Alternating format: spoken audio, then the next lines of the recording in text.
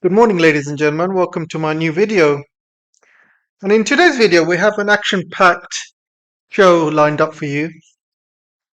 We're going to talk more about India.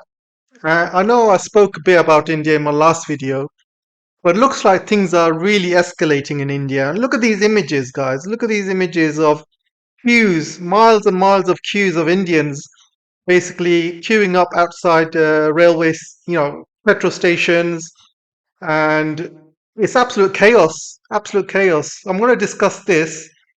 I'm also going to be discussing Trump's trip to China, why he wants to go, why it's important to him. I'm also going to be talking about Iran's 15-point plan to end the war. I'm also going to be talking about food and gas shortages in Australia as well.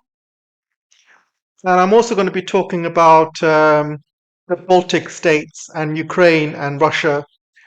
Seems like there's been an attack on Russian oil and gas facilities, and these drones were flown over NATO countries through Poland, through Lithuania, Latvia, Estonia, and they attacked Russia. So, what should Russia do? Let's talk about it. And that's it for now. And let's start with this particular story. So this is India, guys, and I touched on this subject on my last video, but I'm going to go in a bit more detail in India. And you can see from these images, there's miles and miles of queues outside petrol stations in India. People are running out of oil, gas, LPG, you name it, all because of Modi's foreign policy of supporting Israel and backstabbing long-term allies, Iran. So one day before the war, Modi went to Israel in the most disturbing own goal, you know, failure of foreign policy of India in the history of India, guys. In the history of India, this is probably the worst decision made by an Indian leader. And one day before the war in Iran, he went to Israel. He was rubbing his body up against Netanyahu, literally hugging him till, they were just rubbing each other like it wasn't even like it was quite cringy to watch, to be honest. They seemed like they were more than friends. So Modi was basically rubbing himself all over his body through on Netanyahu. I don't know if Netanyahu enjoyed it or not, but they seemed to enjoy it. And then Modi was like given a medal in Israel, a medal in exchange for backstabbing Iran. He went to a Holocaust museum and he started worshipping the flowers and some fire instead of the victims of the Holocaust, which was quite strange. And I'm pretty sure, guys, that Modi was told about Iran attack by Israel. And Israel basically sold Modi a dream, just like Israel sold Trump a dream. And the dream is basically they're going to attack Iran. Iran's gonna collapse. People are going to rise up, and the war will be over in a number of days. So how does that benefit India? So Modi was sold a dream by Netanyahu, and he told India that once the Iranian leadership collapses, they would put a puppet government in Iran, like somebody like Pahlavi or somebody else. They would, Iran would be immediately pro-Israel. Iran would be immediately pro-West, and Iran would also be immediately pro-India.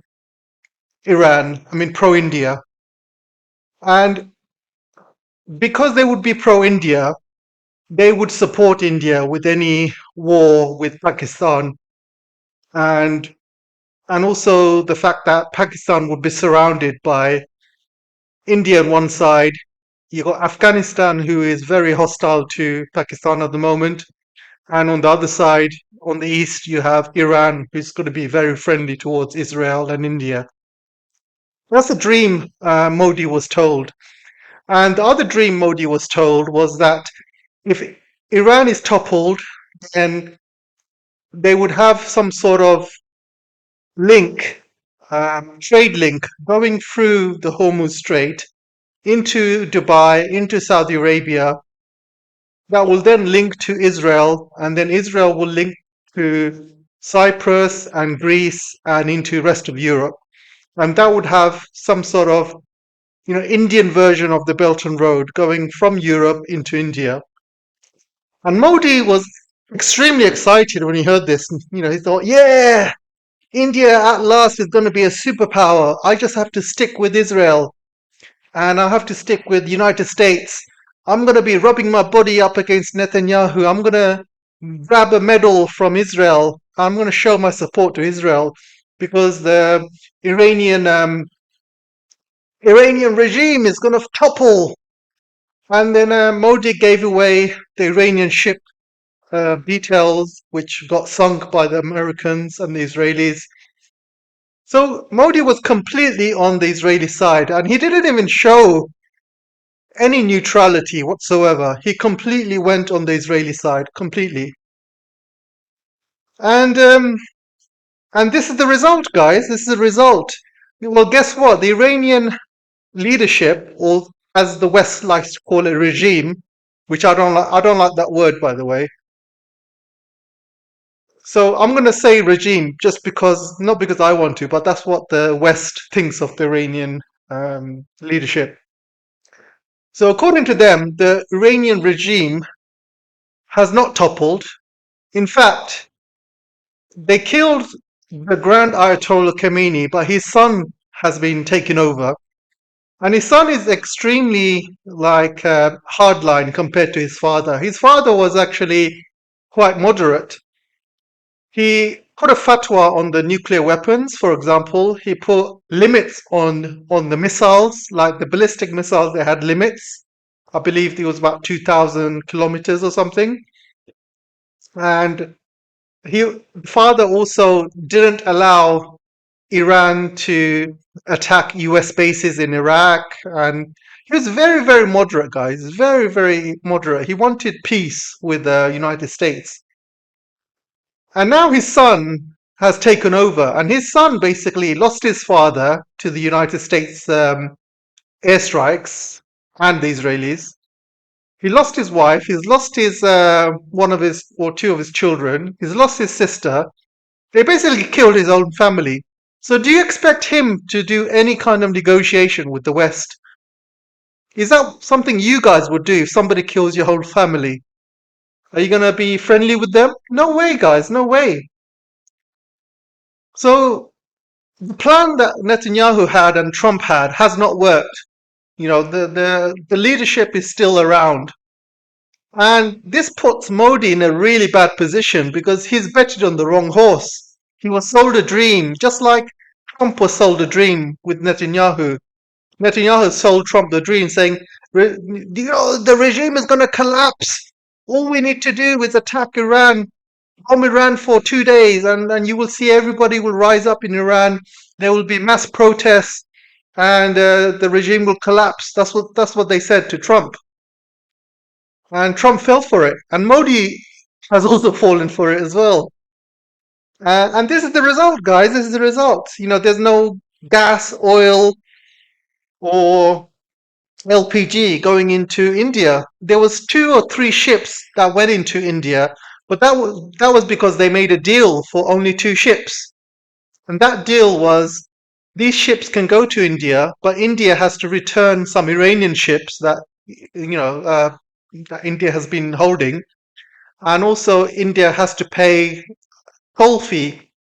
So any ship that goes through the Hormuz Strait now has to pay a toll fee, and all the friendly countries to Iran, they can pass, like China, like I think there's Bangladesh, Pakistan, and a few other countries that can go through no problem. Russia is one of them as well.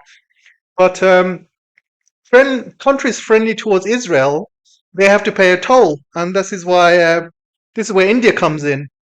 And it's so funny because India stopped paying Russian oil because Trump told them to. So because Trump told Modi, do not buy Russian oil, you know, India was buying very cheap Russian oil, and Russia was happy to buy them or happy to sell them for rupees. And you've seen the rupees, guys. Rupees absolutely collapsing. The rupee is absolutely useless, but Russia agreed to buy, or sell the oil with rupees. No other country would do that. And they lost that deal because Trump told Modi, you cannot buy Russian oil. And so Modi really kicked himself on the foot here, and he really destroyed India's economy with his ridiculous foreign policies. Absolutely own goal, guys. It's worse than an own goal. This is probably the worst foreign policy failure India has ever had in the history of India, by the way. I'm going to show you some more videos. These are really funny, by the way. This is a police officer telling all these bikers there's no oil or gas. And I want to show you, this is so funny. So this is one guy basically doing a Bollywood kick. And look at this Bollywood kick. Even even Indian actors that are in Hollywood or Bollywood movies, they would be proud of that kick. This guy reminds me of those great Indian actors. Have you heard of Amitabh Bachchan? I don't know if you guys have heard of it, but yeah, Amitabh Bachchan would be proud of that. So let's watch some more. There's another one there, and I think everywhere is just that Bollywood kick. So you got you look at these guys. They're basically filling it up with any bottle they can find. Basically, any like water bottle or any kind of gallon. They're just filling it up. Look at this. This is in India, guys. Absolutely crazy. And look at these queues in India. Look at these queues. Absolutely crazy, guys. And this is the country with 1.4 billion people, by the way. And they all need oil and gas. So where are they going to get all of this oil and gas from to support all the people? If they had a population of 1 million or 3 million, it wouldn't be so bad. They can, um, they can control their fuel, basically. They can save their fuel as well. But India literally is about to run out. It's going to take days for it to run out. And you have 1.4 billion people, you know, who need oil, gas, LPG to survive.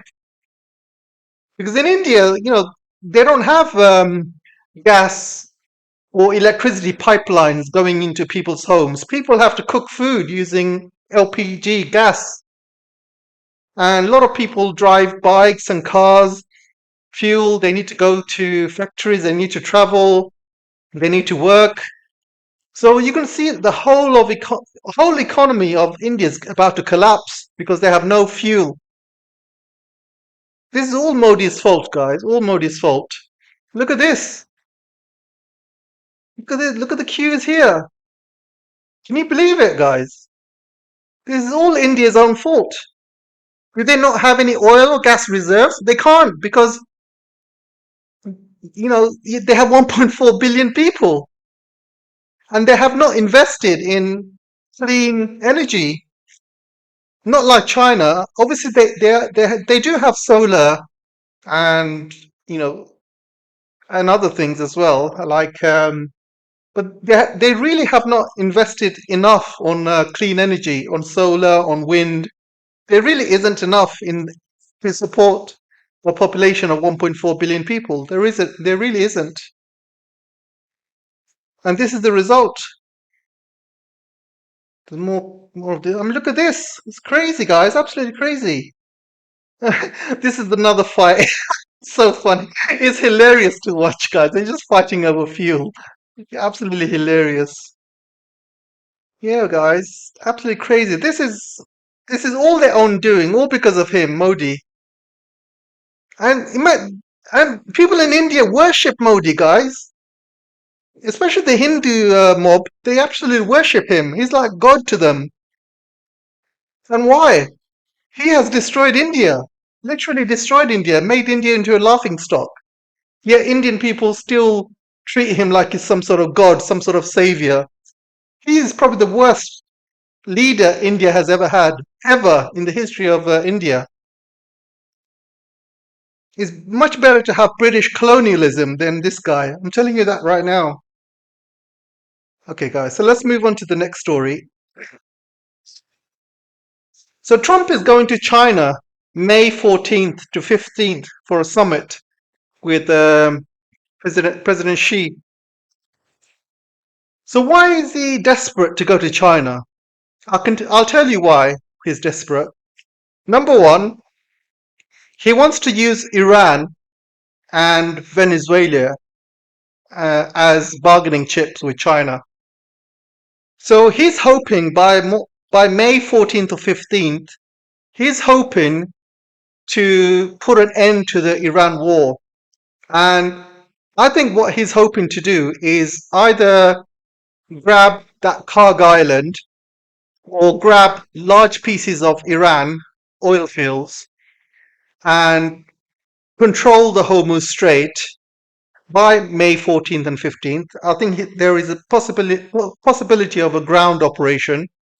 I think he's going to do that, and he's going to want to control the Hormuz Strait, want to control these oil gas facilities in Iran, and then he's going to use that as a bargaining chip against China. He's going to go to China. He's going to say, look, I now control Venezuela. I now control the Hormuz Strait. I now control Iran and all its oil facilities. Not all of Iran, but just the oil producing areas. And in return, if you want access through the Hormuz Strait, if you want Iranian oil, if you want Venezuelan oil, then you have to give us something.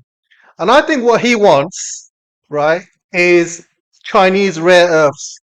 Because if you guys remember, when Trump did his Liberation Day tariffs against China, and then he started putting all these added tariffs on China, he went all the way up to 150% or something like that.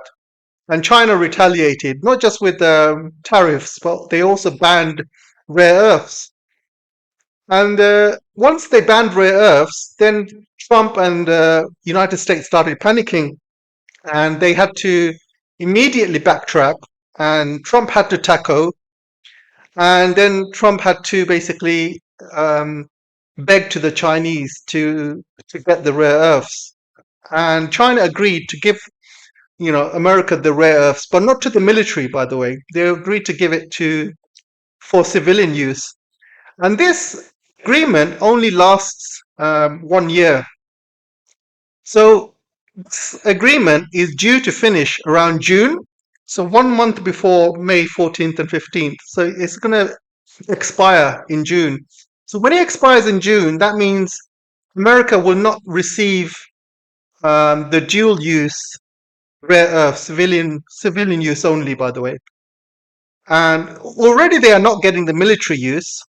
So I think Trump wants to use Iran and Venezuelan oil and Hormuz Strait carrot to get military use of rare earths from China, because America needs that for weapons.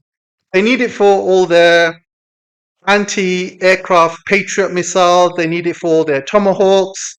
They need it for their hypersonics as well. They also got hypersonics, but not enough. They need it for any kinds of missile, hard missiles. Everything uses rare earths, so they need that from China. China has only given access to civilian use. They have not given it access to military. So I think that's what Trump will want to get. And unfortunately for Trump, his plan will fail, because he's not going to be able to take over Iran. And the only reason he postponed this trip, he was supposed to go to China end of this month. And the only reason he postponed it because he wanted to go to China with. He thought that Iran was going to collapse. He thought he's going to do another Venezuela on Iran. He thought that Iran was going to collapse. There's going to be a new leadership who's going to be friendly towards United States and Israel. They're going to give up all their natural resources. They're going to give up their access to the Strait of Hormuz. And Trump will get everything that he wants, and he will use that as a carrot, basically, to dangle in front of China. So obviously he couldn't do that, so he had to postpone his trip. Now he's given himself 2 months to basically take control of Iran's resources and the Strait of Hormuz. I don't think he can do it because I think it's going to be a disaster. I think he's going to try, but he's going to fail. And again, when it comes to May 14th and 15th, when he doesn't have what he wants from Iran, I think that he will either postpone the trip again or he will have to embarrassingly backtrack and say to Iran, "Okay, I surrender. We're going to leave." So either way, guys, I think this is the reason why he's desperate to go to China because he wants those rare earths. That's the only thing he wants from China is those rare earths because he needs it for his military. He needs it for his military to start wars all over the world, and he needs it for a long. If he's going to do a long battle with Iran, he needs lots of rare earths, and right now he doesn't have it. And the ones he does have are very expensive. Rare earth prices have gone from, I think they've increased by 400%, 500% compared to 2 or 3 years ago. So it's extremely expensive for the United States to buy rare earths from China. And it's not even enough. They can't buy huge amounts. Most of it is either banned for military use, and the civilian use ones are just really expensive. So this is the only thing that Trump wants from China. And this is why Trump has been very, very friendly towards China this year. Otherwise, if he felt that he doesn't need anything from China, if he feels that he has upper hand, he would do what he did 4 years ago, which is pick on China, try and bully China, start calling them names like Wuhan virus and all this stuff, start becoming extremely rude and racist. He would have done that if he felt China was weak or he didn't need anything from China. But now he needs something from China. He knows China has all the cards. He's been extra nice to China. Another reason he wants to go to China is because he wants China to stop supporting Iran. He wants China to stop supporting Russia, which is not going to happen, by the way. And he also wants China to buy, obviously soybeans from America. He wants China to buy Boeing aircraft. He basically wants the trade China had with America 8 or 10 years ago when he first became president. Because when he first became president, China's trade with America was extremely large. We're talking, huge amounts. We're talking, compared to now, China used to buy semiconductors from America, 300, 400 billion worth of semiconductors per year. They used to buy Boeing aircraft, hundreds of billions per year. They used to buy loads of soybeans and wheat. They used to buy lots of stuff from America, guys, huge amounts. And then what did Trump do? He started the trade war with China. And China had no choice. They had no choice but to basically diversify their trade with other countries because Trump basically did that trade war with China and forced Chinese businesses out of America. That's what he did in his first term. China was forced to start their own semiconductors. So they were forced to buy soybeans from other countries like Brazil. They were forced to buy raw materials from other countries like iron ore and stuff like that. Because not only did America sanction China, but they also forced other countries to stop trading with China as well. They forced the island of Taiwan to stop selling semiconductors to China. They forced European companies to stop selling semiconductor machines to China, like ASML. They stopped Australia from trading with China. They did a lot of things, guys. And China was forced to become self-sufficient. And they were forced to buy goods from other countries. Now China has become very, very diverse. They have a very diverse portfolio of exports and imports. In terms of imports, they don't buy everything from United States anymore. They have they can buy from Brazil, Argentina for agriculture, or even Russia. They can buy from BRICS countries, from South Africa, for example.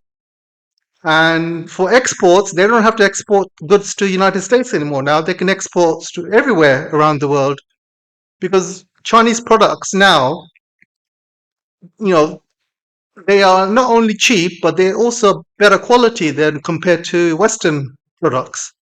Because Western products cannot match Chinese manufacturing. So it's all Trump's fault. All this has happened. Trump needs to blame himself, and he's got no cards when he goes to China on May 14th and 15th. He's got absolutely no cards, and he will come out of that summit with nothing. He will probably come out and say, "Oh, me and President Xi had a great conversation. President Xi and China agreed to buy trillions and trillions worth of stuff from America. They will invest trillions and trillions into America." He's just going to lie, guys. He's just going to be full of lies. And he's going to tweet some lies all over his Twitter. He's going to say, China's agreed to pay us trillions and trillions. He's going there just for a photo op, and he's going there for the markets. He's going to go there, and all these markets, S&P and all that's going to rise because they think, oh, he's going to come out of China with a good deal. He's a deal maker. He is no deal maker, guys. He destroys deals. You cannot make any deals with Trump. He will just tear it up the next day. If he wakes up in a bad mood, all the deals he made with you yesterday will be torn up the next day. And that's the kind of guy Trump is. And I think China knows this. China knows they cannot trust him, but they are forced to have him on this summit. And I don't think China agreed to this date, by the way. I think this is a date that Trump has put forward. And unfortunately, China will not be able to refuse Trump when he wants to come over to China. But I don't think China should entertain this guy. The last time he visited China, China went out their way to make him happy. They took him to the palace, and President Xi took a lot of time out to entertain him. And what did that bring to China? Nothing. It brought, lots of abuse and bullying. After that trip, probably a few months later, Trump started becoming extremely racist towards the Chinese. Then COVID came, and he started calling the COVID stuff Wuhan virus. He was being extremely racist to the Chinese, extremely disrespectful. And it's just, so what's the point entertaining the guy? There's no point. I don't think China should go out their way to even greet him at the airport. I think they should just let him sweat, like the same way they treated von der Leyen. This guy's an egomaniac. If you feed to his ego, it doesn't bring you anything. It doesn't bring you any joy. He's gonna see as weakness. Anyway, let's move on. I think that's concession being made by Iran, and America needs to take it. But yeah, it seems fair to me, guys. Seems absolutely fair. Let me know what you guys think. So it looks like Australia and all its, vassal states are really suffering. Australia is running out of food, running out of fuel, and the Australians are really, really suffering. And same with all the vassal states of America, countries like Philippines, South Korea, Japan, who need, basically the strait to be opened. These countries, especially the vassal states of America, and including the island of Taiwan, by the way, the island of Taiwan needs a lot of energy for its semiconductors. So if they don't have energy, they won't be able to make these chips. And these chips are not going to be sent all around the world. So the manufacturing of the rest of the world is just going to stop. China would be okay because China has plenty of energy. Plus, China also has their own semiconductor industry now. They didn't have it 10 years ago, but now they do. So China's fine. So, but places like the island of Taiwan, South Korea, Japan, Australia, these are all American vassals, by the way. Philippines, they're all suffering. And now India is also suffering. And many global south countries will also suffer as well. So yeah, it just doesn't pay to be a vassal of the United States. You know, you need to be sovereign enough to basically have your own. How would you say? You know, you need to be able to be sovereign to basically make your own energy, guys. And if you cannot make your own energy using solar, wind, nuclear, then you need to be able to have a diverse um, energy program where you import energy from many countries as you can. So you import energy from the Middle East, America, from Russia, from Canada. And if America tells you to sanction Russia, you shouldn't do it. You shouldn't listen to them. You should have your own foreign policy and for your own interests, not the West's interest, not because America tells you what to do. Once that happens, then you are just destroying your own economy. This is exactly what Europeans have done. Europeans have been following the Americans for, recently, and he has completely deindustrialized them. Don't be like the Europeans. Anyway, let's move on. So there's been an attack on Russian oil and gas facilities in the northern part of